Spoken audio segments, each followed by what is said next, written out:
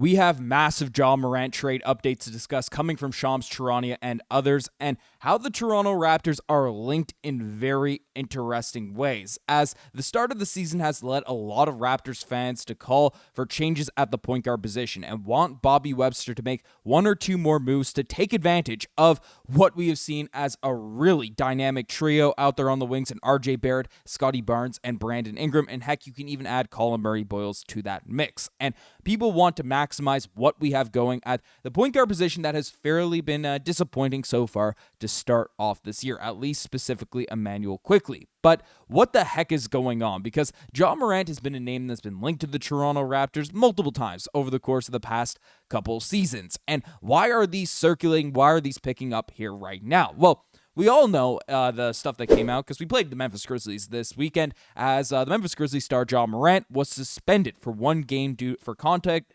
detrimental to the team. We saw this entering the night. Essentially, Ja Morant was frustrated in how the coaching staff has essentially vilified him for his lack of effort out there in the games, and essentially scapegoating him for the losses that the Grizzlies have been having in recent performances. So he was vocal to the media about how he is, not happy with the coaching staff, and that led to a suspension. Apparently, there's some internal stuff going on as well, and Ja Morant has a long history of injuries and off-the-court stuff that has kept him out of games, has really derailed what looked like was going to be a guy that was going to be one of the faces of the NBA. So, what's the trade updates? What's going on? Why are we talking about this in the context of the Raptors? Well, Shams Charania then went on to reveal teams across the league, though, are monitoring this situation, keeping an eye on where his relationship stands between Ja Morant and the Memphis Grizzlies. And that has led to a lot of stuff. That has been the backbone, the anchor of a lot of things that has led to trade reports starting to escalate all over the place. So what are these trade updates? Essentially,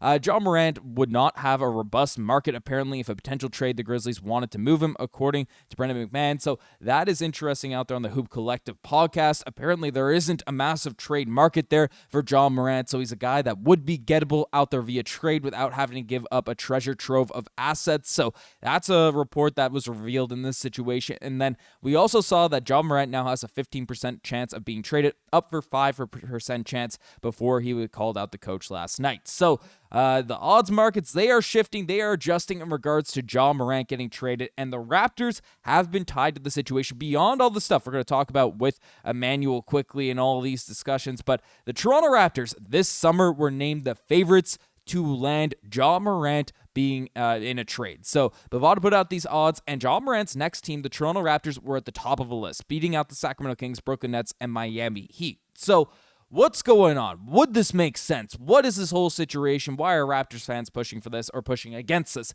here now at this point? Well, first of all, we know that there's been a history of Bobby Webster. He was the architect behind the Kawhi Leonard trade. There is a history of the Raptors trying to acquire big names. Masai Ujiri's not here anymore, but Bobby Webster was the understudy to Masai and literally the guy that negotiated the big blockbuster deal with another disgruntled star that ended up winning us an NBA championship. And one thing that I find interestingly enough as well is, even though Ja Morant does make more money than Immanuel Quickley, and we'll talk about IQ and stuff like that, the salary matching actually opens up some flexibility for the Toronto Raptors out there in the future, which you wouldn't think in a deal like this. So essentially, if we take a look at the Raptors salary structure, because this was a big topic of discussion entering this NBA season, and you currently have Immanuel Quickley under contract, of course, this season, next year, 27-28 and 28-29. So Immanuel Quickley's under contract for a big price tag, very, very long term. Whereas Ja Morant's contract, if we look at it, is actually up by the 27-28 season. So even though it's a higher dollar amount,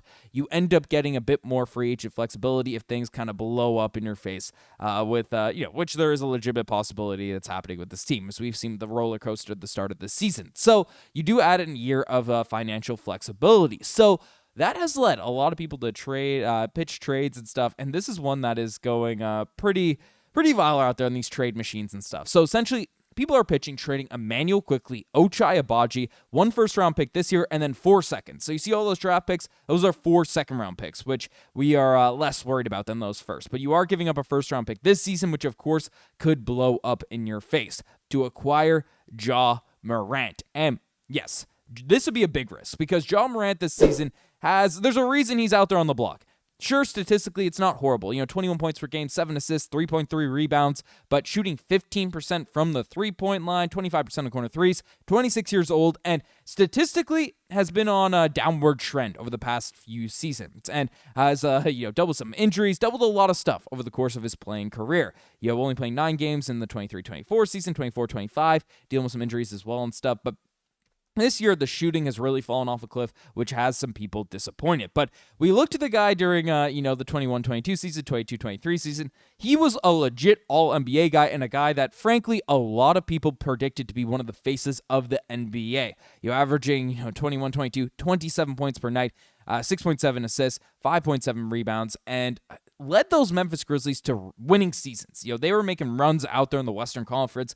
Ja Morant proved that he could be a winning player, can score different areas, and be effective out there on a winning team. So Ja is a guy that is one of the most perplexing trade values, and it's why this has gotten more realistic, because apparently his market wouldn't be that high. But if there's enough tension out there in the Memphis Grizzlies locker room between Ja and the rest of the coaching staff and all that stuff there, then this would be a really, really interesting spot for Bobby Webster to be put in, because this Raptors team has been built on vibes, built on energy, it's been built on positivity and stuff, and Ja Morant has not been that for the Memphis Grizzlies, so you risk, even though he is definitely a talent upgrade over Immanuel Quickley, there's no ifs, ands, or buts. I don't care how inconsistent, how whatever Ja Morant has been, he's a talent upgrade over IQ, and IQ is you're trading him at the lowest of lows right now in terms of this point. Lots of money on his contract, averaging 13 points per game, shooting 27% from the three-point line himself, but it is what it is. I'm confident Immanuel Quickley is going to be able to bounce back, but you're trading him at the lowest of lows. But regardless of my support of Immanuel Quickley,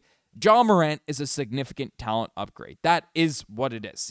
Both of those guys aren't going to be aren't going to be positives out there on the defensive end, but Ja offensively would take this team to another level. Now, the real question about this is, to start off this season, there was concerns about fit. How would this lineup look? How would all this? And the shooting, would it work? The offense has been working for this Toronto Raptors team. Now, is this just a blip? Is this just something that we look at and like, okay, is this sustainable and stuff? Maybe. But right now, the offense has been working. So the up and down roller coaster of Ja Morant's three-point shooting feels like if the Raptors stay the way they are right now, it would be fine. It would work. It would be all good. So even though Immanuel Quickley on paper, as a three-point shooting assist guard, that could do all that, even though he's less talented than IQ, him on paper is a better fit for this team than Ja Morant, but the talent differential is just that difference, that you take this deal, this idea, this trade hypothetical seriously. And on top of it as well, I don't want to understate Ochai Agbaji getting thrown in the steal. His stats have been horrific this season, 3 points per game and 9% from behind the three-point line. So Ochai Agbaji, he hasn't made a corner three this season. I expect that to revert back to the mean stuff. Ochai Agbaji should be fine, but he has been brutal. You're selling him at a low now at this point as well. But acquiring Ja Morant in a deal that is constructed around an Immanuel Quickley contract, Immanuel Quickley deal, would definitely give you a talent upgrade, but there would be concerns about fit and how it would affect things in the locker room. Because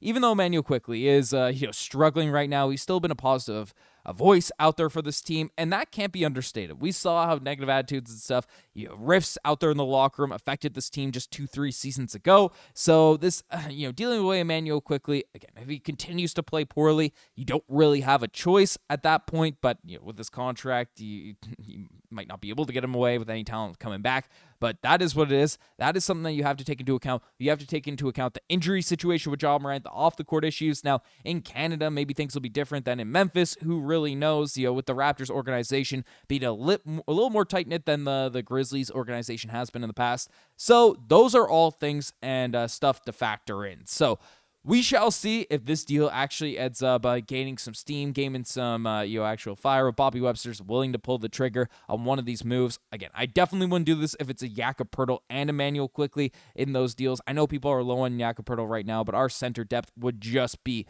depleted if we threw Jakob Poeltl out there in one of these deals. And I'm not big on selling low on guys. I think Immanuel Quickley is I don't think he's going to set the world on fire. He's our next Kyle Lowry or something, but I don't think he's as bad as he's shown to start off this year. So let me know what you guys think. Would you like to see a trade for Ja Morant in the comments? Let me know. Anyways, you guys are the best. I'm signing out.